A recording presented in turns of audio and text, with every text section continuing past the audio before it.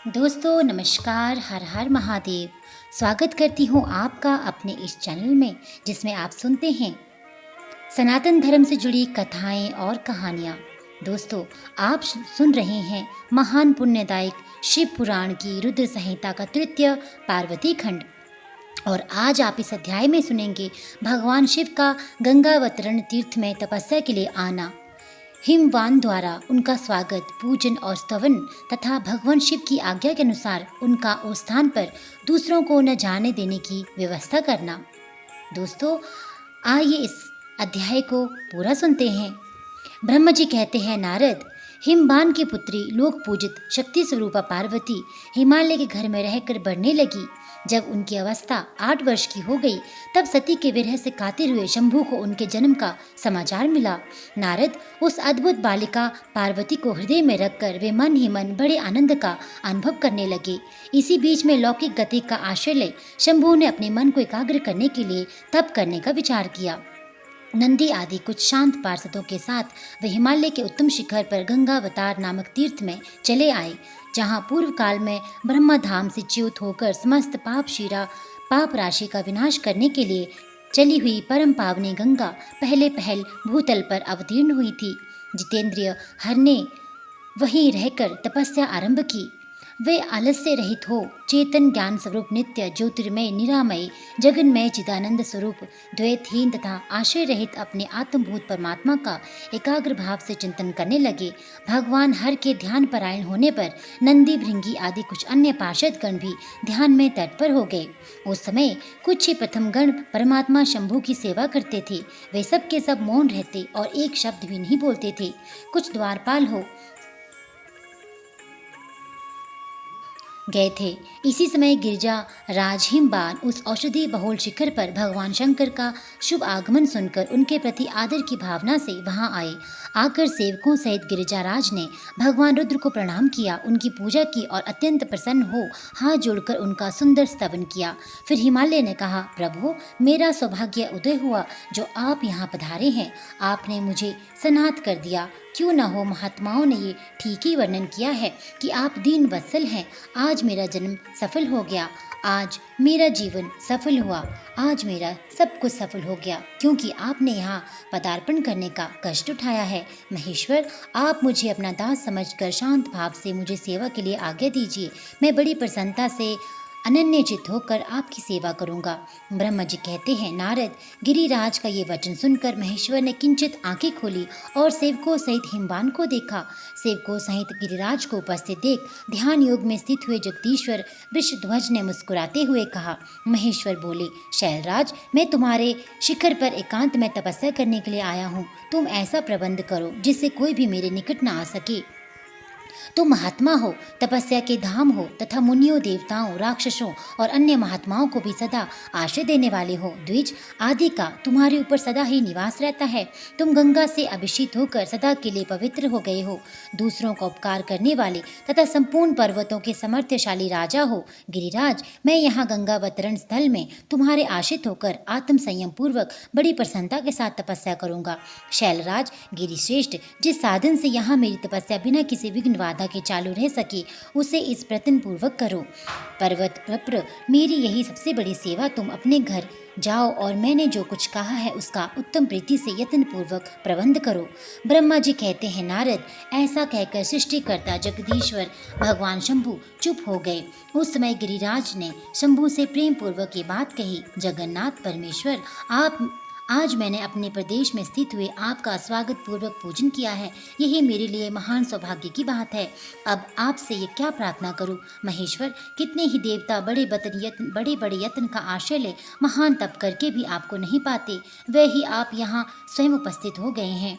मुझसे बढ़कर श्रेष्ठ, सौभाग्यशाली और पुण्यात्मा दूसरा कोई नहीं है, क्योंकि आप मेरे पृष्ठभाग पर तपस्या के लिए उपस्थित हुए हैं। परमेश्वर, आज मैं अपने को देवराज इंद्र से भी अधिक भाग्यवान मानता हूँ, क्योंकि सेवकों सहित आपने यहाँ आकर मुझे अनुग्रह का भागी बना दिया। देवेश, आप स्वतंत्र है, यहाँ बिना किसी विघ्न बाधा के उत्तम तपस्या कीजिए। प्रभु, मैं आपका दास हूँ, अतः सदा आपकी आज्ञा के लिए आपकी सेवा करूँगा। ब्रह्मा जी कहते हैं, नारद, ऐसा कहकर गिरिराज हिमालय तुरंत अपने घर को लौट आए। उन्होंने अपनी प्रिया मेना को बड़े आदर से यह सारा वृतांत कह सुनाया। तत्पश्चात शैलराज ने साथ जाने वाले परिजनों तथा समस्त देवगणों को बुलाकर उन्हें ठीक ठीक समझाया। हिमालय बोले, आज से कोई भी गंगावतरण नामक स्थान में, जो मेरे पृष्ठ भाग में ही है, मेरी आज्ञा मान कर न जाए। ये मैं सच्ची बात कहता हूँ। यदि कोई वहाँ जाएगा तो उस महादुष्ट को मैं विशेष दंड दूंगा। मुने, इस प्रकार अपने समस्त गणों को शीघ्र ही नियंत्रित करके हिमबान ने विघ्न निवारण के लिए जो सुंदर प्रयत्न किया, वह मैं तुम्हें बताता हूँ, सुनो। आगे सुनिए हिमबान का पार्वती को शिव की सेवा में रखने के लिए उनसे आज्ञा मांगना और शिव का कारण बताते हुए इस प्रस्ताव को अस्वीकार कर देना। ब्रह्मा जी कहते हैं, नारद, तदनंतर शैलराज हिमालय उत्तम फल फूल लेकर अपनी पुत्री के साथ हर्षपूर्वक भगवान हर के समीप गए। वहां जाकर उन्होंने ध्यान परायण त्रिलोकीनाथ शिव को प्रणाम किया और अपनी अद्भुत कन्या काली को हृदय से उनकी सेवा में समर्पित कर दिया। फल फूल आदि सारी सामग्री उनके सामने रखकर पुत्री को आगे करके शैलराज ने शंभु से कहा, भगवान, मेरी पुत्री आप भगवान चंद्रशेखर की सेवा करने के लिए उत्सुक है, अतः आपके आराधन की इच्छा से मैं इसको साथ लाया हूँ। ये अपनी दो सखियों के साथ सदा आप शंकर की सेवा में रहे। नाथ, यदि आपका मुझ पर अनुग्रह है तो इस कन्या को सेवा के लिए आज्ञा दीजिए। तब भगवान शंकर ने उस परम मनोहर काम रूपिणी कन्या को देखकर आंखें मूंद ली और अपने त्रिगुणातीत अविनाशी परम तत्व में उत्तम रूप का ध्यान आरंभ किया। उस समय सर्वेश्वर एवं सर्वव्यापी जटाजूटधारी वेदांत वेद चंद्रकला विभूषण शंभु उत्तम आसन पर बैठकर नेत्र बंद किए तप में ही लग गए। ये देख हिमाचल ने मस्तक झुकाकर पुनः उनके चरणों में प्रणाम किया। यद्यपि उनके हृदय में दीनता नहीं थी, तो भी वे उस समय इस संशय में पड़ गए कि न जाने भगवान मेरी प्रार्थना स्वीकार करेंगे या नहीं। वक्ताओं में श्रेष्ठ गिरिराज हिमबान ने जगत के एकमात्र बंधु भगवान शिव से इस प्रकार कहा। हिमालय बोले, देव देव महादेव करुणाकर शंकर विभु, मैं आपकी शरण में आया हूँ, आंखें खोलकर मेरी ओर देखिए। शिव सर्व महेशान जगत को अनंत प्रदान करने वाले प्रभु महादेव, आप संपूर्ण आपत्तियों का निवारण करने वाले हैं। मैं आपको प्रणाम करता हूँ। स्वामीन प्रभु, मैं अपनी इस पुत्री के साथ प्रतिदिन आपका दर्शन करने के लिए आऊँगा, इसके लिए आदेश दीजिए। उनकी ये बात सुनकर देव देव महेश्वर ने आंखें खोलकर ध्यान छोड़ दिया और कुछ विचार कर कहा। महेश्वर बोले, गिरिराज, तुम अपनी इस कुमारी कन्या को घर में रखकर ही नित्य मेरे दर्शन को आ सकते हो, अन्यथा मेरा दर्शन नहीं हो सकता। महेश्वर की ऐसी बात सुनकर शिवा के पिता हिमबान मस्तक झुकाकर उन भगवान शिव से बोले, प्रभु, ये तो बताइए किस कारण से मैं इस कन्या के साथ आपके दर्शन के लिए नहीं आ सकता? क्या ये आपकी सेवा की योग्य नहीं है? फिर इसे नहीं लाने का क्या कारण है, ये मेरी समझ में नहीं आता। ये सुनकर भगवान वृषध्वज शंभु हंसने लगे और विशेषता दुष्ट योगियों को लोकाचार का दर्शन कराते हुए वे हिमालय से बोले, शैलराज, ये कुमारी सुंदर कटि प्रदेश से सुशोभित तनवंगी चंद्रमुखी और शुभ लक्षणों से संपन्न है, इसलिए इसे मेरे समीप तुम्हें नहीं लाना चाहिए। इसके लिए मैं तुम्हें बारंबार रोकता हूँ। वेद के पारंगत विद्वानों ने नारी को माया रूपिणी कहा है। विशेषता युवती स्त्री तो तपस्वी जनों के तप में विघ्न डालने वाली ही होती है। गिरिश्रेष्ठ, मैं तपस्वी योगी और सदा माया से निर्लिप्त रहने वाला हूँ। मुझे युवती स्त्री से क्या प्रयोजन है? तपस्वियों के लिए श्रेष्ठ आश्रय हिमालय, इसलिए फिर तुम्हें ऐसी बात नहीं करनी चाहिए, क्योंकि तुम वेदोक्त धर्म में प्रवीण, ज्ञानियों में श्रेष्ठ और विद्वान हो। अचल राज, स्त्री के संग से मन में शीघ्र ही विषय वासना उत्पन्न हो जाती है, उससे वैराग्य नष्ट होता है और वैराग्य न होने से पुरुष उत्तम तपस्या से भ्रष्ट हो जाता है। इसलिए शैल, तपस्वी को स्त्रियों का संग नहीं करना चाहिए, क्योंकि स्त्री महाविषय वासना की जड़ एवं ज्ञान वैराग्य का विनाश करने वाली होती है। ब्रह्मा जी कहते हैं, नारद, इस तरह की बहुत सी बातें कहकर महायोगी शिरोमणि भगवान महेश्वर चुप हो गए। देवऋषि शंभु का ये निरामय, निष्प्रह और निष्ठुर वचन सुनकर काले के पिता हिमबान चकित, कुछ व्याकुल और चुप हो गए। तपस्वी शिव की कही हुई बात सुनकर गिरिराज हिमबान को चकित हुआ जानकर भवानी पार्वती उस समय भगवान शिव को प्रणाम करके विशद वचन बोली। आगे सुनिए पार्वती और शिव का दार्शनिक संवाद। शिव का पार्वती को अपनी सेवा के लिए आज्ञा देना व पार्वती द्वारा भगवान की प्रतिदिन सेवा। भवानी ने कहा, योगीन, आपने तपस्वी होकर गिरिराज से ये क्या बात कह डाली? प्रभु, आप ज्ञान विशारद है, तो भी अपनी बात का उत्तर मुझसे सुनिए। शंभो, आप तप से शक्ति से संपन्न होकर ही बड़ा भारी तप करते हैं। उस शक्ति के कारण ही आप महात्मा को तपस्या करने का विचार हुआ है। सभी कर्मों को करने की जो वह शक्ति है, उसे ही प्रकृति जानना चाहिए। प्रकृति से ही सबकी सृष्टि, पालन और संहार होते हैं। भगवान, आप कौन है और सूक्ष्म प्रकृति क्या है, इसका विचार कीजिए। प्रकृति के बिना लिंग रूपी महेश्वर कैसे हो सकते हैं? आप सदा प्राणियों के लिए जो अर्चनीय, वंदनीय और चिंतनीय है, वह प्रकृति के ही कारण है। इस बात को हृदय से विचार कर ही आपको जो कहना है वह कहिए। ब्रह्मा जी कहते हैं, नारद, पार्वती जी के इस वचन को सुनकर महती लीला करने में लगे हुए प्रसन्नचित महेश्वर हंसते हुए बोले। महेश्वर ने कहा, मैं उत्कृष्ट तपस्या द्वारा ही प्रकृति का नाश करता हूँ और तत्व प्रकृति रहित शंभु के रूप में स्थित होता हूँ। अतः सत्पुरुषों को कभी या कहीं प्रकृति का संग्रह नहीं करना चाहिए। लोकाचार से दूर एवं निर्विकार रहना चाहिए। नारद, जब शंभु ने लौकिक व्यवहार के अनुसार ये बात कही, तब काली मन ही मन हंसकर मधुर वाणी में बोली।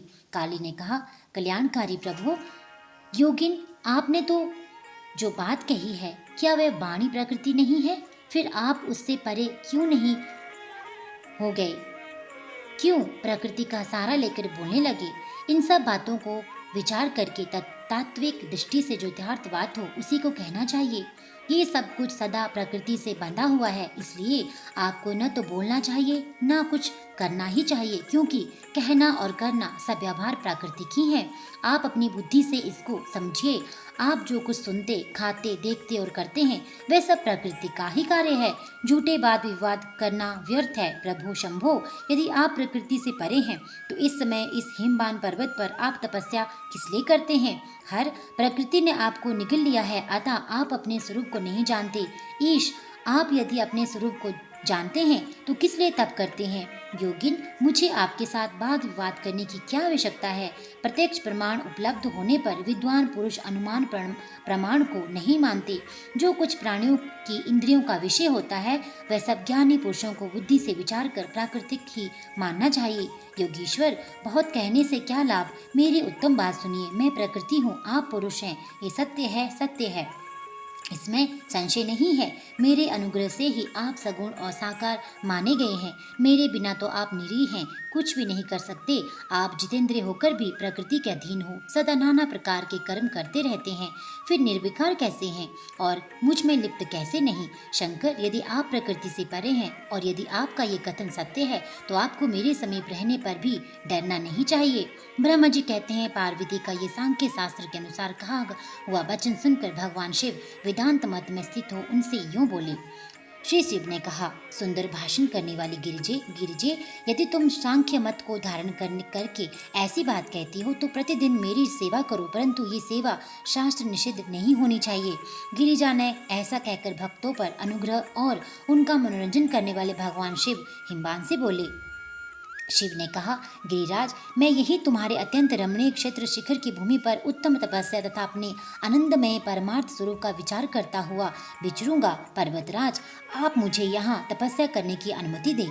अपनी अनुज्ञा के बिना कोई तप नहीं किया जा सकता। देवादिदेव शूलधारी भगवान शिव का ये कथन सुनकर हिमवान ने उन्हें प्रणाम करके कहा, महादेव, देवता, असुर और मनुष्यों सहित संपूर्ण जगत तो आपका ही है। मैं तुच्छ होकर आपसे क्या कहूँ? ब्रह्मा जी कहते हैं, नारद, गिरिराज हिमवान के ऐसा कहने पर लोक कल्याणकारी भगवान शंकर हंस पड़े और आदर पूर्वक उनसे बोले, अब तुम आओ। शंकर की आज्ञा पाकर हिमवान अपने घर लौट आए। वे गिरिजा के साथ प्रतिदिन उनके दर्शन के लिए आते थे। काली अपने पिता के बिना भी दोनों सखियों के साथ नित्य शंकर जी के पास जाती और भक्ति पूर्वक उनकी सेवा में लगी रहती। नंदीश्वर आदि कोई भी गण उन्हें रोकता नहीं था। अर्थात महेश्वर के आदेश से ही ऐसा होता था। प्रत्येक गण पवित्रता पूर्वक रहकर उनकी आज्ञा का पालन करता था। जो विचार करने से परस्पर अभिन्न सिद्ध होते हैं, उन्हें शिवा और शिव ने सांख्य और वेदांत मत में स्थित हो जो कल्याणदायक संवाद किया, वह सर्वदा सुख देने वाला है। वह संवाद मैंने यहाँ कह सुनाया। इंद्रियातीत भगवान शंकर ने गिरिराज के कहने से उनका गौरव मानकर उनकी पुत्री को अपने पास रहकर सेवा करने के लिए स्वीकार कर लिया। काली अपनी 2 सखियों के साथ चंद्रशेखर महादेव जी की सेवा के लिए प्रतिदिन आती जाती रहती थी। वे भगवान शंकर के चरण धोकर उस चरण मृत का पान करती थी। आग से तपाकर शुद्ध किए हुए वस्त्र से अथवा गर्म जल से धोए हुए वस्त्र के द्वारा उनके शरीर का मार्जन करती, उसे मलती पहुँचती थी। फिर 16 उपचारों से विधिवत हर की पूजा करके बारंबार उनके चरणों में प्रणाम करने के पश्चात प्रतिदिन पिता के घर लौट जाती थी। मुनि श्रेष्ठ इस प्रकार ध्यान परायण शंकर की सेवा में लगी हुई शिवा का महान समय व्यतीत हो गया, तो भी वे अपनी इंद्रियों को संयम में रखकर पूर्ववत उनकी सेवा करती रही। महादेव जी ने जब भी उन्हें अपनी सेवा में नित्य तत्पर देखा, तब वे दया से द्रवित हो उठे और इस प्रकार विचार करने लगी, ये काली जब तपश्चर्या व्रत करेगी और इसमें गर्व का बीज नहीं रह जाएगा, तभी मैं इसका पानी ग्रहण करूंगा। ऐसा विचार करके महालीला करने वाले महायोगीश्वर भगवान भूतनाथ तत्काल ध्यान में स्थित हो गए। मुने परमात्मा शिव जब ध्यान में लग गए, तब उनके हृदय में दूसरी कोई चिंता नहीं रह गई। काली प्रतिदिन महात्मा शिव के रूप का निरंतर चिंतन करते हुए उत्तम भक्ति भाव से उनकी सेवा में लगी रही। ध्यान परायण भगवान हर शुद्ध भाव से वहां रहती हुई काली को नित्य देखते थे, फिर वे पूर्व चिंता को भुलाकर उन्हें देखते हुए भी नहीं देखते थे। इसी बीच में इंद्र आदि देवताओं तथा मुनियों ने ब्रह्मा जी को आज्ञा से कामदेव को वहां आदर पूर्वक भेजा। वे काम की प्रेरणा से काली का रुद्र के साथ संयोग कराना चाहते थे। उनके ऐसा करने के कारण ये था कि महापराक्रमी तारकासुर से भी बहुत पीड़ित थे और शंकर जी से किसी महान बलवान पुत्र की उत्पत्ति चाहते थे। कामदेव ने वहां पहुंचकर अपने सब उपायों का प्रयोग किया, परंतु महादेव जी के मन में तनिक भी क्षोभ नहीं हुआ। उल्टे उन्होंने कामदेव को जलाकर भस्म कर दिया। मुने तब सती पार्वती भी गर्व रहित हो उनकी आज्ञा से बहुत बड़ी तपस्या करके शिव को पति रूप में प्राप्त किया। फिर वे पार्वती और परमेश्वर परस्पर अत्यंत प्रेम से और प्रसन्नता पूर्वक रहने लगे। उन दोनों ने परोपकार में तत्पर रहकर देवताओं का महान कार्य सिद्ध किया। तो दोस्तों, ये अध्याय यहीं पे पूरा होता है। आगे के अध्याय सुनने के लिए इस चैनल के साथ जुड़े रहिए और वीडियोस को लाइक, सब्सक्राइब और शेयर करना बिल्कुल ना भूलिएगा। अगर आप चैनल में नए हैं तो चैनल को सब्सक्राइब कर लीजिए, साथ ही साथ ऊपर दिए गए बेल आइकन के बटन को भी दबा दीजिए। चैनल के साथ यूं ही जुड़े रहिए, यूं ही इन कथाओं और कहानियों का आनंद उठाते रहिए और दोस्तों और रिश्तेदारों के साथ भी शेयर करते रहिए। आपका दिन शुभ हो। हर हर महादेव।